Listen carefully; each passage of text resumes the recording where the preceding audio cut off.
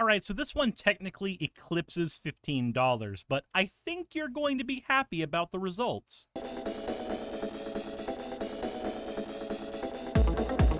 How's it going, everybody? And today we are going to be talking about a commander who has not been near and dear to my heart like some of the other projects that I've worked on, but is certainly an interesting one. Now, the way that this one even got on my radar is, one, I play it in my Eshki deck, and two, I had a friend who started Commander with the Necron Precon and wanted to branch out into other decks, and the deck that I built him was Ghalta Primal Hunger Mono Green Stompy, because Mono Green Stompy is a pretty easy deck type to follow. So with a bunch of reprints of Ghalta that have lowered the price, I figure it's probably time to go ahead and talk about this commander. But unfortunately, like I said, the actual deck list ends up being about $18.42. So this doesn't qualify for the $15 challenge that I normally try to put on myself, but it is still a hyper budget deck, and I hope you'll enjoy. Ghalta Primal Hunger is a 12 mana, 12/12 trampling elder dinosaur. That is a lot of numbers, but it does cost X less to cast, where X is the total power of the creatures you control, and that X cost reduction also counts towards commander tax, which means we can basically play this thing for 2 mana for the entire game. So let's go ahead and talk about what our big deal is gonna be. And of course, it's gonna be big, dumb dudes. Now, will this be as powerful as my Ruby deck with its big, dumb dudes? Probably not. But will you have a fun time with it? Most certainly. So let's talk about some of our big dumb dudes and begin with the Eldrazi. We have Ulamog's Crusher, an 8 mana 8/8 Desolation Twin, 20 damage on the board for 10 mana. Bane of Balaged, a 7 mana 7/5. These are massive, and the Bane of Balaged can also make our opponents exile cards whenever it swings at them. The Ulamog Crusher also makes them sacrifice cards when it swings at them. Honestly, if you are upgrading this deck, adding more Eldrazi's in is certainly a way you can go, and I would not get upset at you for doing so. But let's talk about some of our other big, stupid guys. We have Quake Rider Ceratops. The Quake Strider Ceratops is a 6 mana 12/8. Lots of numbers packed into a small package. Verdant Sun's Avatar, a 5/5 that will give us lots of life throughout the game based on the toughness of the creatures we summon.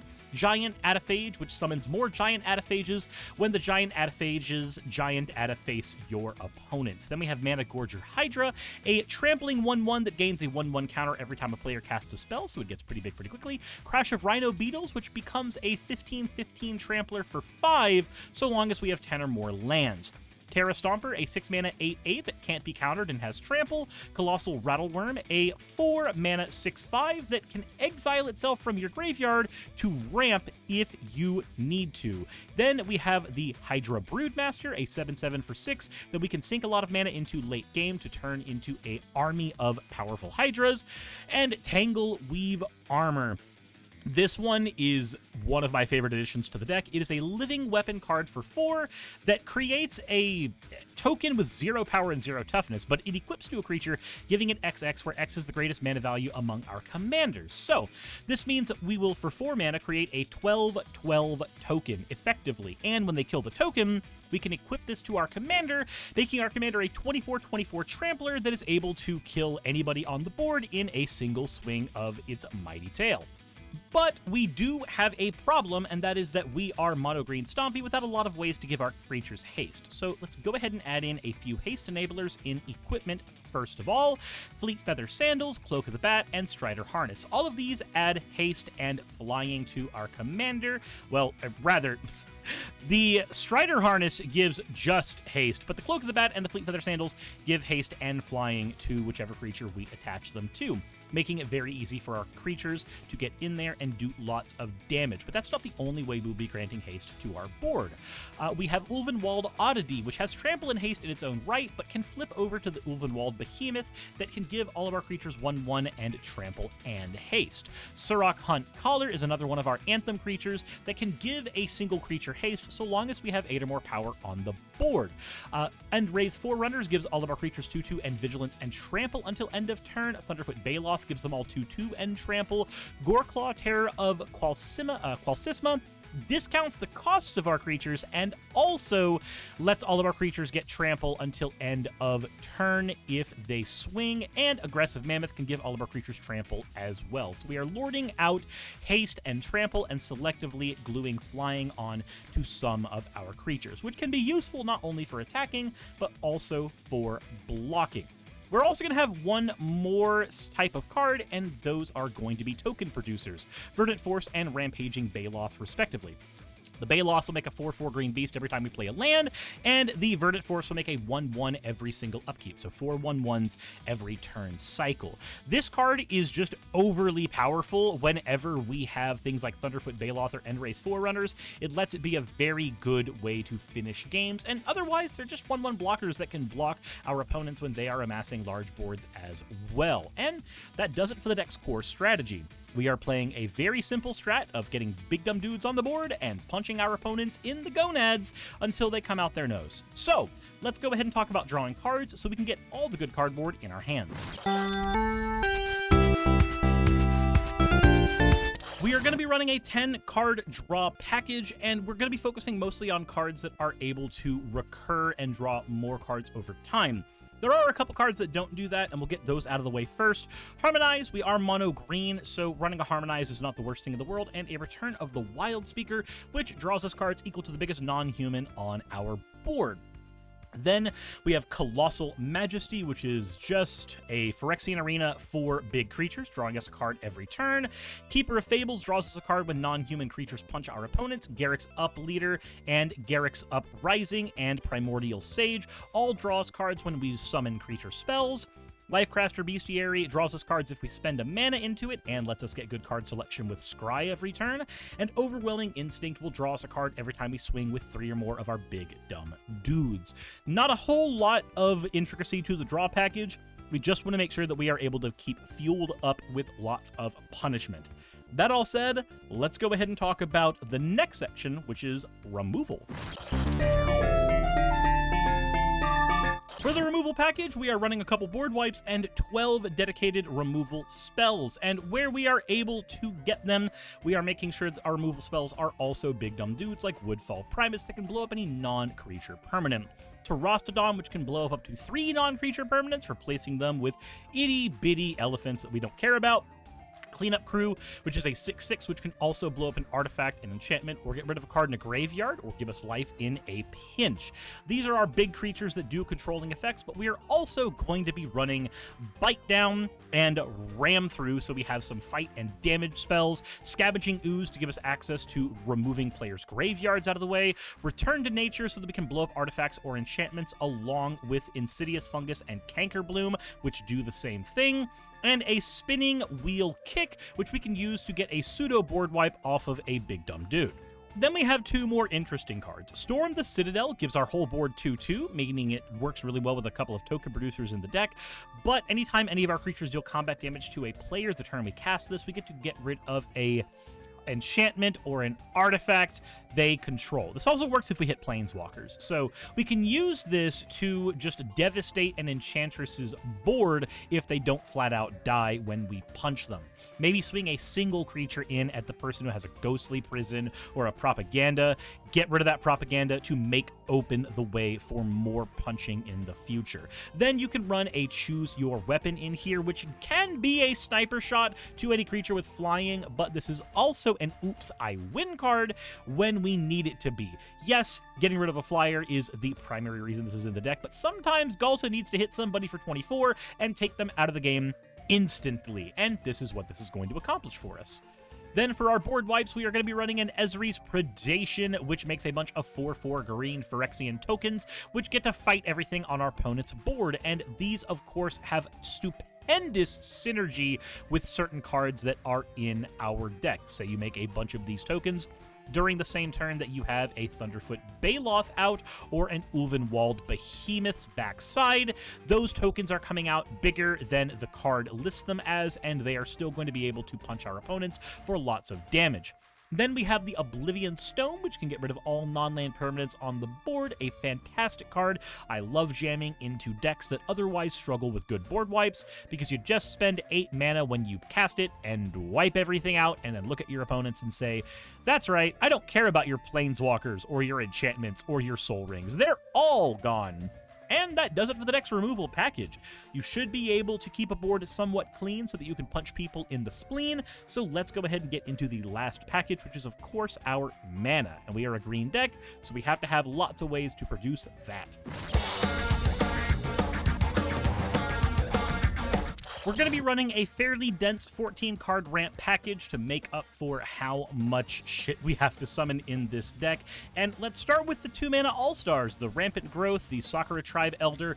Both of these ramp at a very good rate and just give us exactly what we want. But we can also go a little higher, get a Cultivate in there. They can search our library for 2 basic lands, reveal them, put 1 on the battlefield tapped, and 1 into our hand.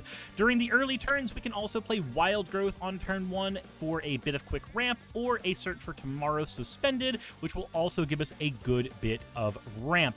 Remember, the land from Search for Tomorrow comes into play untapped, which is identical to the Beanstalker Giant, which also gets a land into the battlefield untapped, and can also be a big dumb dude later in the game.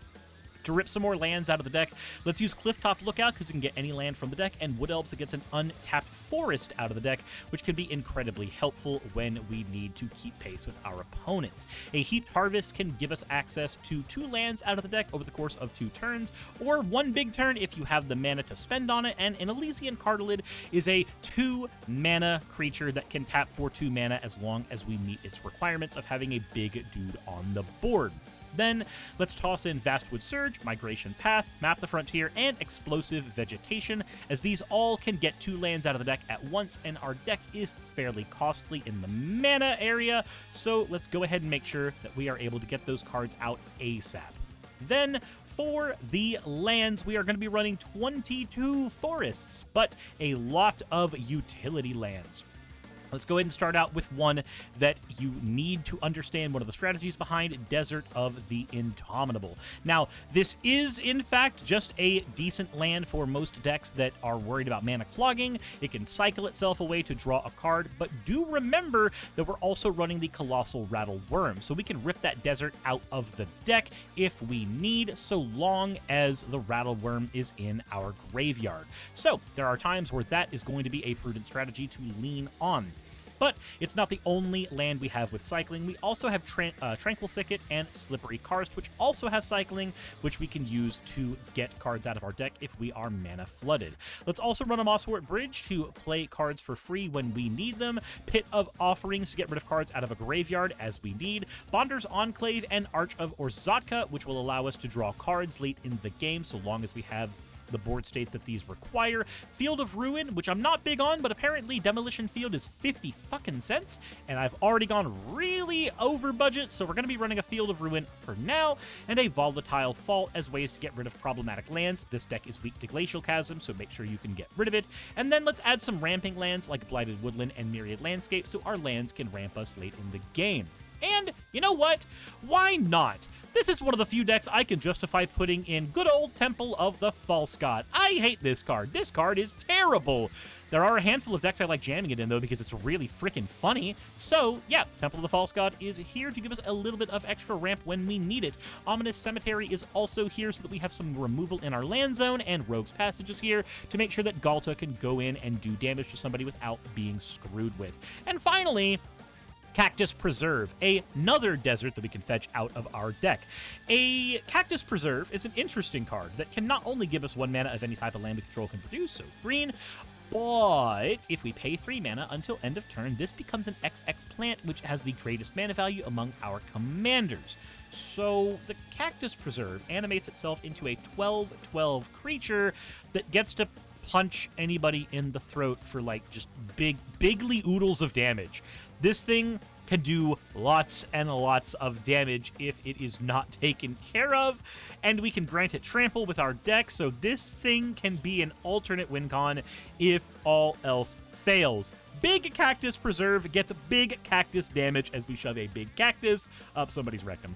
That said, That is everything in the deck, and it's a very simple deck, but it does still pay to do a quick test to see how it plays.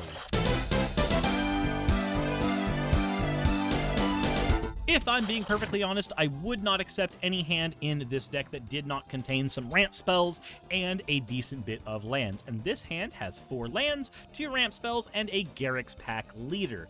Not the most common hand we are going to get, but I think it is still a good hand to use. So let's go ahead and begin by starting our turn with a draw, playing a forest, tapping it for a Suspended Search for Tomorrow, and pass the turn. Next turn comes up, we've drawn a Desolation Twin. Let's play the tapped Myriad Landscape, pass to our opponents, they take their turn, our turn comes up, and we get our Search for Tomorrow to go off, giving us an untapped forest, which is a decent bit of ramp, which is good, but we also want to have all the lands we need for everything else. So let's play Temple of the False God, and let's pay 3, crack the Myriad Landscape, go into our library, yank out 2 more forests, and now the Temple of the False God is not only online and ready to use, but we have put ourselves in a pretty decent position mana-wise, because when turn 4 comes around and we play our land, we have 1, 2, 3, 4, 5, 6, 7 mana right now, meaning we could just play our Wood Elves if we so chose. In fact, actually, I think the correct move is play Wood Elves, go into the library, yank out a forest, get that out on the battlefield nice and tidy, and then tap it and our 4 other lands, get Garruk's Pack Leader out, and pass to our opponent.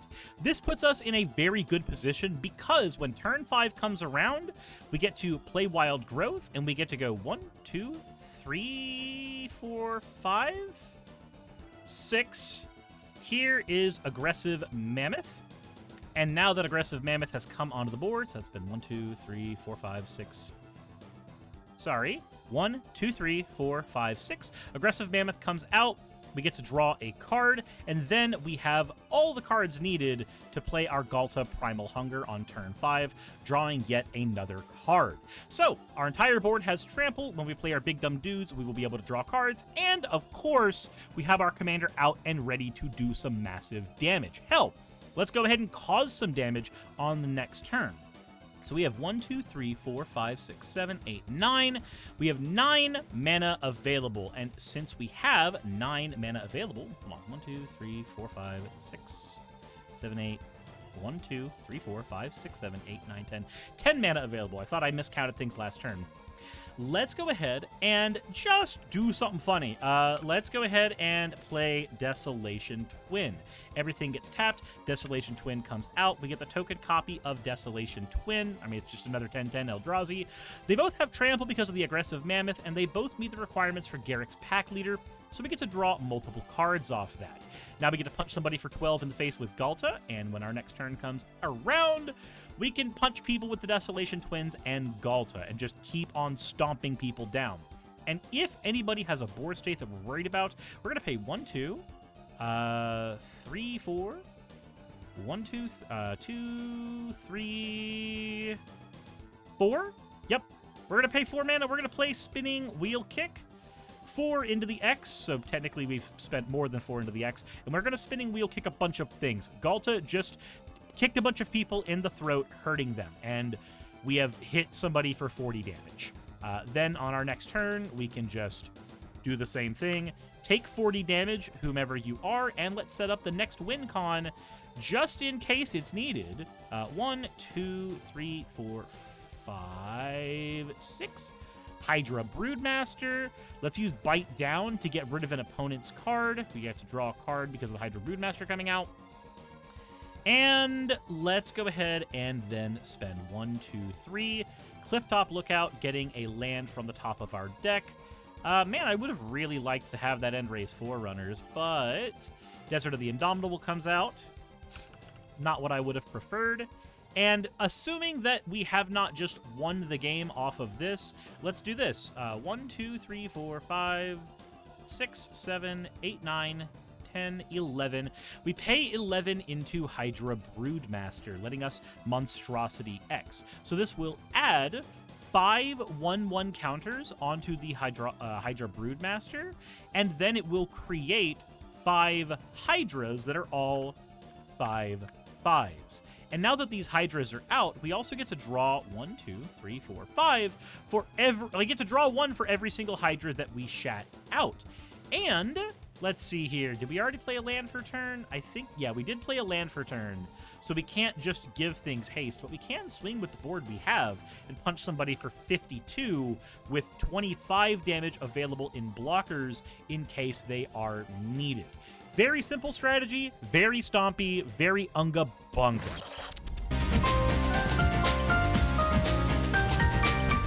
So this is the kind of deck that has a ton of upgrade potential. And the first thing is, let's go ahead and put MDFCs in here. Bridgeworks Battles, Disciple of Freylis, Balaged Recovery. All of these add a lot of flexibility to a deck like this without lowering your amount of lands. But let's go ahead and go from order of cheapest to most expensive things that you can add in so that we can get an idea of just the sheer variety of things we can do. Topiary Stomper didn't quite make the deck's budget because we were already quite high on that, but as a 4/4 creature, it really helps us cast our commander while also ramping us. Utopia Sprawl's another copy of Wild Growth, and Kenner's Transformation is very flexible removal.